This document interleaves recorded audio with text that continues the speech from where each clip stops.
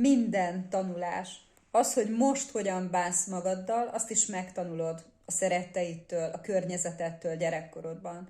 És most is pontosan úgy fogsz magaddal bánni, ahogyan ők bántak. Ez valakinek nagyon jó hír, van akinek kevésbé. Van akinek azért nem jó hír, mert nem fogsz tudni magaddal olyan együttérző és megértő lenni, amilyen valójában szeretnél, vagy amilyen lehetnél. És ez megnehezíti például azt, hogy nehéz élethelyzetekben megláss más perspektívákat is, mert nem fogod tudni, hogy egy helyzetnek a megoldására 1000 módszer létezik.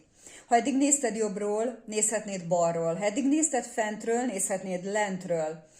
Ugyanis az univerzum egy végtelen, hatalmas kaleidoszkóp, egy óriási tér, 8 milliárd féleképpen lehet az életben élni, 8 milliárd féle út létezik az életre.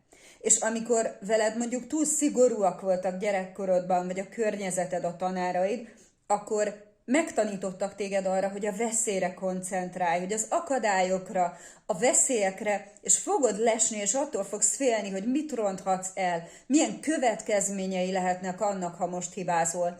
Tehát a benned szárnyaló kreativitás elfojtódik, lenyomódik, és az a szabadság, amivel a lelked irányítana téged, és vinne a következő célod felé, az egyszerűen meghiúsul benned. Mit tudsz tenni? Hát először is nagyon sokan úgy vannak vele, hogy erősnek kell lenni, egyedül kell megoldani a dolgokat. Például ez is lehet egy akadály abban, hogy nem mersz segítséget kérni, mert akkor hited szerint gyenge vagy. Mert ezt láttad otthon, mindenki erős és megoldja az életét. Vagy ha túl kritikusak voltak veled, akkor is azt fogod gondolni, hogy csak egyféleképpen lehet megoldani az ügyeket, és mivel te most éppen nem látod a kiutat az jelenlegi helyzetedre, ezért valószínű nem is létezik megoldás.